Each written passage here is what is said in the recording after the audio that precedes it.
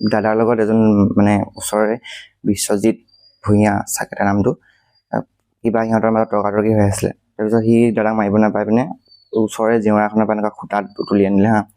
তাৰপিছত তুলি অনাৰ পিছত সি একদম দাখন আনি পিনে দাদাক আৰু পুৰা ঘপিয়াম নিচিনা কিবা কিবি কৰিছে। সেইটো মানে মই মোবাইলটো অন কৰি পিনে হেৰি কৰিলোঁ আৰু যিমান যি হ'লেও ভয় লাগে ন যদি কাটি দিয়ে দাদা। সেইকাৰণে মই ক'লোঁ কি ফোনটো হেৰি ভিডিঅ' ৰেকৰ্ড কৰিছোঁ, পুলিচক দি দিম কিন্তু এনেকৈ ক'লোঁ আৰু ভয় খুৱাইছোঁ আৰু যিমান যি হ'লেও নিজৰ ছেফটিৰ কাৰণে। তাৰপিছত সি আহি পিনে মোৰ সোণৰ চেইনডাল আছিলে এনেকৈ ডাঙৰ মই পিন্ধি থাকোঁ, ফটো আছে। তাৰপিছত এই সোণৰ চেইনডালকৈ টানি নি পিনে বিচাৰি নাপালোঁ, সি চাগে নিলে। তাৰপিছত সেই দাখন এনেকৈ মাৰি দিলে খচকৈ।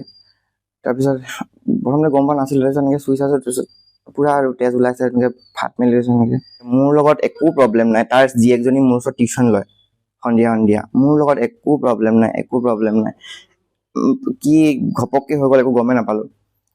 সি আগতেও ওচৰৰে নিজৰ ককায়েকক কাটিছে, ফ্ৰণ্টৰ ঘৰৰ মানুহক কাটিছে। মেডিকেল গৈছোঁ, প্ৰথমতে তিনিআলি গৈছিলোঁ বাগান হস্পিটেলত বেছি হোৱাৰ কাৰণে। তেতিয়া হেৰি তাতে ডক্তৰ নাথাকাৰ কাৰণে হেৰি গ'লোঁ, টিংখাঙৰ এটা ক্লিনিক আছে মানে তাতে গ'লোঁ। তাৰপিছত সেয়াত বেজী 2টা দিলে চাগে, ইমান ভালকৈ গম নাপাওঁতে অলপ চেঞ্চলেছ নিচিনা হৈ গৈছিলোঁ। তাৰপিছত থানাৰ পৰা ৰাজগড়লৈ নিলে, ৰাজগড়ত এই চিলাই কৰিলে। তাৰপিছত এই ডিব্ৰুগড়ত কিবা কিবি চিকিৎসাবিলাক কৰিলে আৰু। সি অকলে আহিছিলে। প্ৰথম অৱস্থাত আমাৰ ঘৰৰ বাউণ্ডেৰী জেওৰাখনত ভাঙিলে, তাৰপৰা গেটখন থমথমাইছিলে। মই সুধিলোঁগৈ কি হ'ল, গেটখন কেলৈ থমথমাইছ? তেতিয়া কাৰণে প্ৰথমতে মোক মাৰিবলৈ চেষ্টা কৰে, মোক মাৰোঁতে সেইডোখৰত লাগে।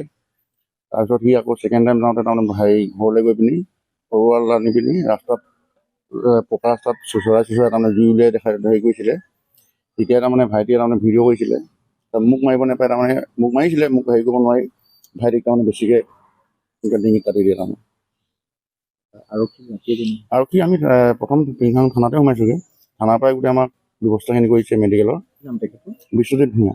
আগতে ওচৰে পাজৰে হৈছে, ঘৰৰ মানুহৰ লগত কাজিয়া লাগিছে, তেনেকৈ হৈ থাকে বুলি কোৱা শুনিছোঁ। এতিয়া পলাতক অৱস্থাত আছে মানুহজন। আমাক ন্যায় লাগে, উচিত ন্যায় লাগে।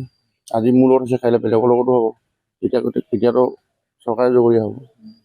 সেইটো সময়ত আপোনাৰ ঘৰত কোন আছিলে? মই, মা, ভাইটি, 3জন আছিলোঁ আমি। 3জনে থাকোঁ আমি। যিকোনো খবৰৰ বাবে যোগাযোগ কৰক 7099017330 লগতে 7099017110 নম্বৰত।